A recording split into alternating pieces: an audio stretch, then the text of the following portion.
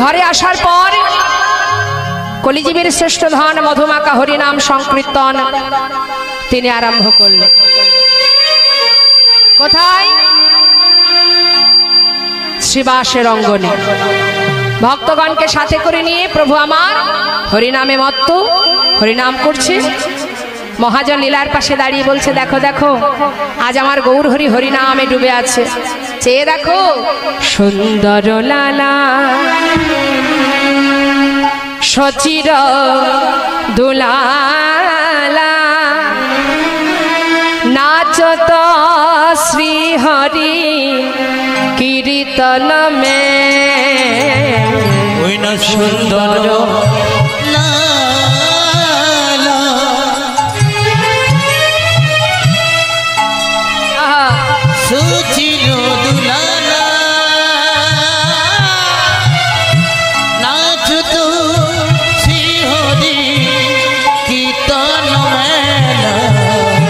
সুন্দর লালা সচির দোলালা নাচত শ্রী হরি কীর্তন মে সুন্দর লালা সচির দোলালা নাচত শ্রী হরি কীর্তন মে ভালে চন্দন তিলক মনোহর ভালে চন্দন তিলক মনোহর অলকা শোভন কপালন মে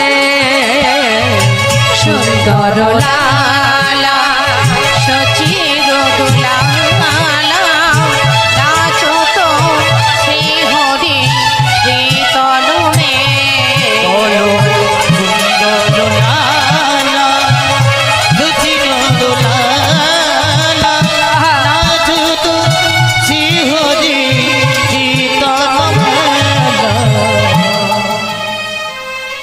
শিবাসঙ্গনে সবাইকে সাথে করে নিয়ে আনন্দ করতে করতে হঠাৎ আমার গৌর হরি বলে উঠলেন, শ্রীবাস শ্রীবাস তোমার ঘরে হরিনাম করছি বটে, কিন্তু আজ কেন আমি আনন্দ পাচ্ছি না? কেন দয়াময়?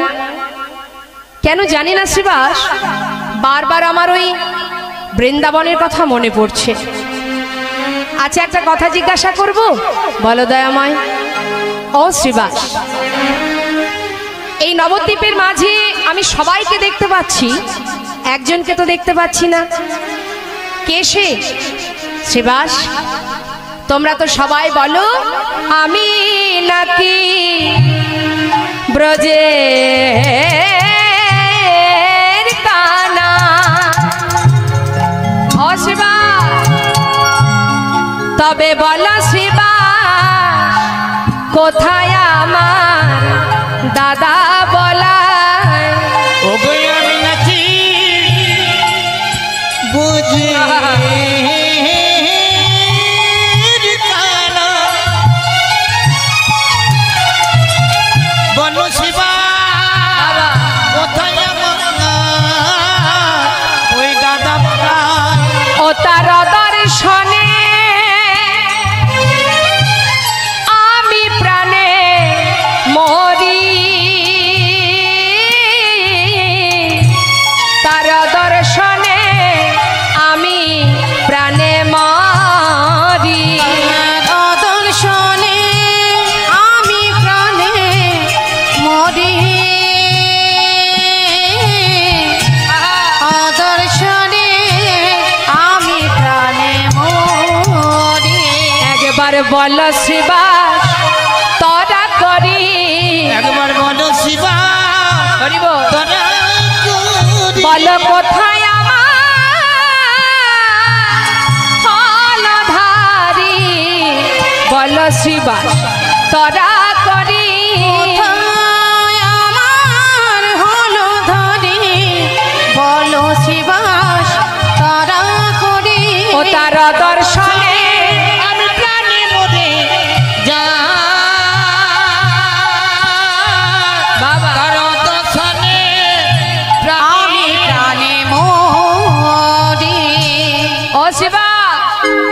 সবাই তো আছে এই নদিয়ায়, কিন্তু একজনকে দেখতে পাচ্ছি না কেন?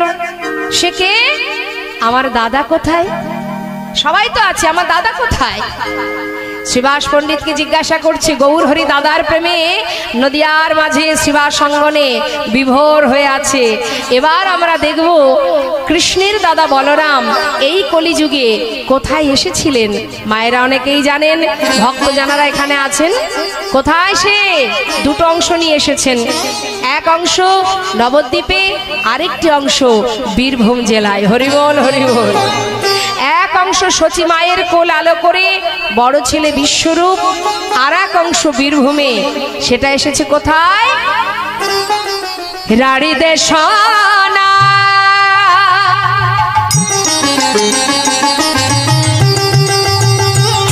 এক চক্রগ্রাম হারাই পণ্ডিতের ঘর।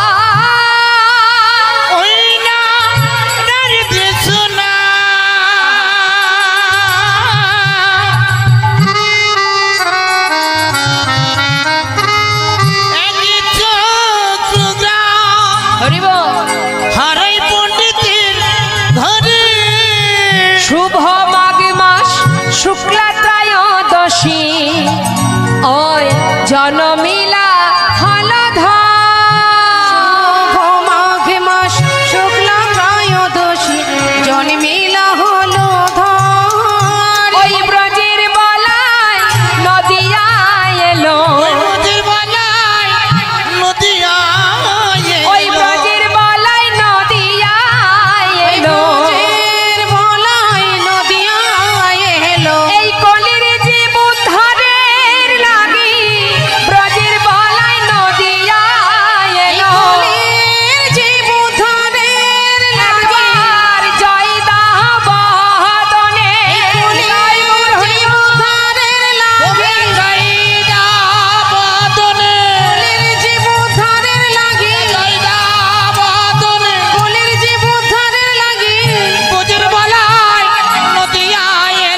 শুভ মাঘ মাস শুক্লা ত্রয়োদশী জন্মিলে হলো ধর। এক অংশ হারাই পণ্ডিতের ঘর আলো করে মাতা পদ্মাবতীর কোলে এলো কুবের রূপে, আরেক অংশ নবদ্বীপে সচী মায়ের জ্যেষ্ঠ পুত্র বিশ্বরূপ রূপে। যত সময় এই দুই অংশ এক না হবে তত সময় তো পূর্ণ শক্তি পাবে না মা। এবার দেখুন, ওই যে এক অংশ নবদ্বীপে নদিয়ায়, সে যখন সন্ন্যাসী হলেন, অর্থাৎ বিশ্বরূপ যখন সন্ন্যাস মন্ত্র ধারণ করলেন, তখন তার নাম হলো শঙ্করারণ্যপুরী। এবার আরেকটি অংশ পাবার জন্য বিশ্বরূপ অর্থাৎ শঙ্করারণ্যপুরী তিনি নানা তীর্থ নানা স্থান ঘুরে বেড়াচ্ছে। আর এদিকে ছেলে হারাই পণ্ডিতের ঘর আলো করে যে কুবের, পদ্মাবতীর সন্তান, আদর করে নাম দিয়েছে কুবের, একটু একটু করে বড় হচ্ছে। বয়স যখন তার 12 বছর, 12 বছরের ছোট্ট কুবের, তার লক্ষণ, তার ভাবধারা, তার চলাফেরা অন্যান্য বাচ্চাদের মতো নয়। অন্যান্য শিশুরা তারা যে খেলা করে কুবের সে খেলা করে না। কুবের কি করে? তারই সমবয়সী কিছু বন্ধুদের নিয়ে মাঠে গিয়ে কোনোদিন কৃষ্ণলীলা খেলা করে, কোনোদিন আবার রামলীলা খেলা করে। যখন 12 বছর বয়স, মায়ের চরণে প্রণাম করে মাকে একদিন বলছে, মা আমাকে সাজিয়ে দাও, আজ আমি বনে যাই, আমাদের যত বন্ধু আছে তাদেরকে নিয়ে আজ আমরা খেলা করব। মা আমার ছেলেকে সাজিয়ে দিয়ে আশীর্বাদ করে পাঠালেন। বনে এসে সখাদের মানে বন্ধুদের বলছে, আয় ভাই, বল না বল। কাল কি খেলা করেছি? কাল কি খেলা করেছি? কৃষ্ণলীলা। হ্যাঁ, আজ খেলবো রামলীলা। শোন, হনুমান হব। বেশ, তাহলে তুই হনুমান সাজবি। আর এই তুই কি হবি? এক একজন এক এক রকম সাজ। ঠিক আছে, আমি জাম্বমান হব। তুই জাম্বমান হবি? আচ্ছা, তাহলে তুই রাম হ। হ্যাঁ বেশ। এখন সবাই বলছে, তাহলে তুমি কি হবে? আমি তো বৃন্দাবন লীলায় বলরাম সেজেছিলাম, আর রামলীলাতে আমি লক্ষণ সাজিব। লক্ষণ সাজিব, আমি লক্ষণ সাজিব। লক্ষণ সাজিব। তুই হনুমান, তুই জাম্বমান। জামমান আমি লক্ষণ সাজিব। তুই হনুমান তুই জামমান আমি লক্ষণ সাজিব। সবাই সুন্দর করে সেজেছে মা। এবার বনের মধ্যে সকলে একসঙ্গে আনন্দ করছে আর রাম নাম গাইছে। আর এদিকে হলো কি দেখুন, হঠাৎ হারাই পণ্ডিতের ঘরে একজন সন্ন্যাসীর আগমন। সেই সন্ন্যাসী আহা এসে ডাকছে, পণ্ডিত পণ্ডিত। হারাই পণ্ডিত তাড়াতাড়ি করে বাইরে বেরিয়ে পথের উপরে সন্ন্যাসী ঠাকুরকে দেখে করজোড়ে জিজ্ঞাসা করছে, সন্ন্যাসী বাবা তুমি কি আমাকে ডাকছো? হ্যাঁ পণ্ডিত, আজ মধ্যাহ্নে আমি তোমার গৃহে প্রসাদ পাবো। বেশ সন্ন্যাসী ঠাকুর, এ তো আমার পরম সৌভাগ্য, স্বয়ং নিজে পায়ে হেঁটে এসেছি আমার ঘরে। আহা সন্ন্যাসী বাবা ভিতরে আসুন, ভিতরে আসুন। ভিতরে নিয়ে গিয়ে আসন পেতে বসতে দিলেন। পাতা আসনে বসলেন সন্ন্যাসী ঠাকুর। মাতা পদ্মাবতীকে ডেকে বলছে, পদ্মা পদ্মা শিগগিরি এসো। দেখো পদ্মা, আজ আমার ঘরে একজন সন্ন্যাসী এসেছে, তাড়াতাড়ি এসো।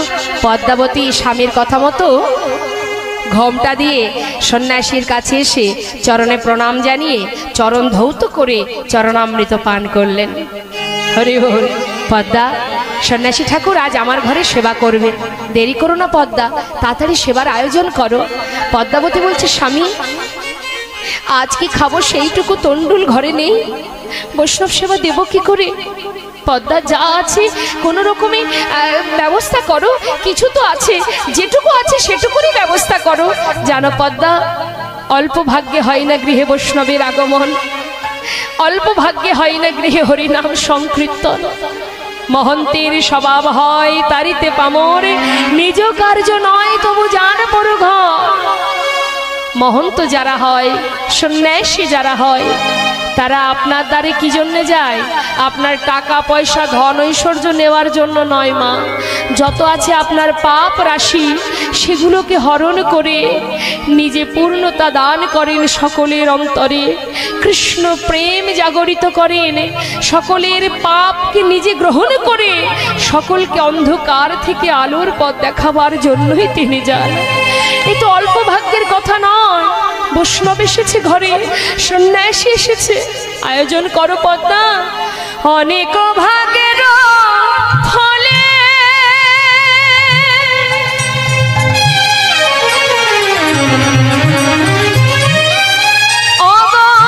বৈষ্ণব আসিয়া মেলে। পদ্মা গই অনেক ভাগ্যের ফলে,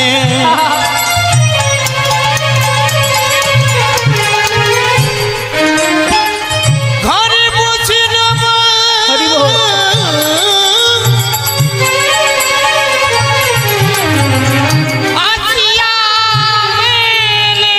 পদ্মা বৈষ্ণব সেবা,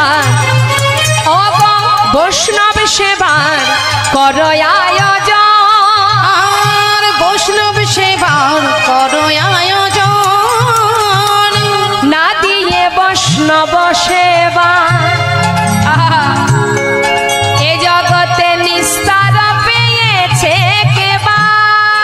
ওই না দিয়ে বৈষ্ণবের সেবা। হরিব আজ নিস্তার পেয়েছে কেবা, তার সাক্ষী যুধিষ্ঠির রাজ, তার সাক্ষী যুধিষ্ঠির রাজ। ওই না তার সাক্ষী যুধিষ্ঠির রাজ, তার সাক্ষী যুধিষ্ঠির রাজ। বৈষ্ণব সেবার করো আয়োজন, বৈষ্ণব সেবার তুমি করো আয়োজন। নারায়ণ বিলম্ব করো না গো, বৈষ্ণব সেবার করো আয়োজন। তুমি আর বিলম্ব করো না গো, বৈষ্ণব সেবার করো আয়োজন। আর বিলম্ব করো না, তাড়াতাড়ি বৈষ্ণব সেবার আয়োজন করো। পদ্মাবতী বিলম্ব না করে রন্ধন করেছে মা। হরিবোল। রন্ধন করে বৈষ্ণব সেবা দিয়েছে। এখন বৈষ্ণব সেবা হবার পর সন্ন্যাসী ঠাকুরকে বলছে, সন্ন্যাসী বাবা তুমি বিশ্রাম করো, তুমি বিশ্রাম করো। যেই না বলেছে সন্ন্যাসী ঠাকুর বলছে, মা আমি তো সেবা করলাম, এবার তোমরা দুজনে সেবা করো। সন্ন্যাসী বাবা, আমার একমাত্র ছেলে, বয়স তার 12 বছর, নাম কুবের। সেই যে প্রভাতে মাঠে গেছে, এখনো ফিরে আসেনি। আমার সন্তানকে ফেলে আমরা কেমন করে সেবা করব? আমার কুবের ফিরে আসুক, আমরা তিনজনে একসঙ্গে সেবা করব। ততক্ষণে তুমি বিশ্রাম করো। বেশ, মায়ের মুখের কথা শেষ হতে না হতেই কুবের আমার সীতারাম সীতারাম গাইতে গাইতে ঘরে ঢুকছে। রাম সীতাপতি সুন্দর রাম, তুমি রাম সীতাপতি সুন্দর রাম, তুমি রাম সীতাপতি সুন্দর রাম, তুমি রাম রাম রাম রাম সীতাপতি সুন্দর রাম। হে সীতাপতি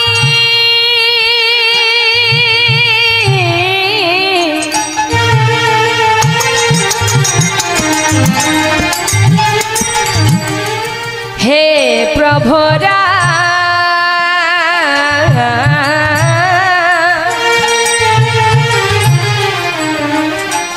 তুমি রঘুকুল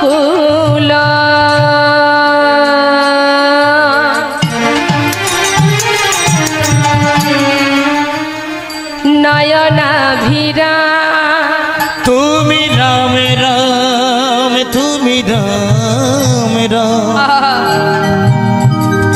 তুমি রাম তুমি রাম তুমি রাম তুমি রাম তুমি রাম তুমি রাম হরি বল। রাম তুমি রাম তুমি রাম তুমি রাম।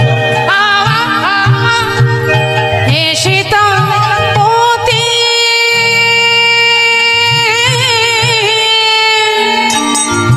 তুমি অগতির গতি, তুমি জানকী বল্লভ রাম রাম সীতাপতি সুন্দর নিতাই গৌর হরি বল।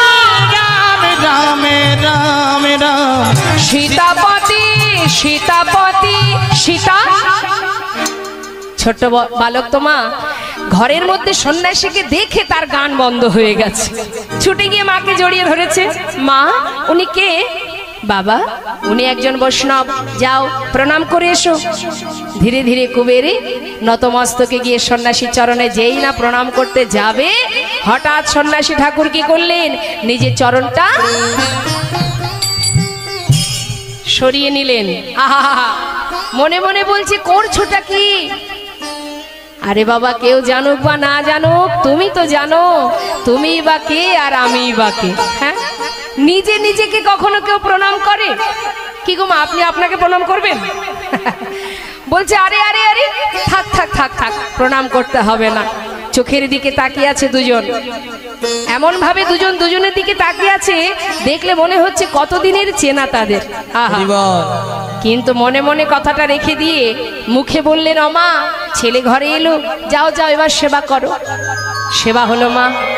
সেবার পর সারা রাত ধরে সন্ন্যাসীর চরণে বসে তিনজনে কৃষ্ণ কথা আস্বাদন করছেন। আপনাদের বাড়িতে যদি গুরুদেব আসে আপনারা কি করেন?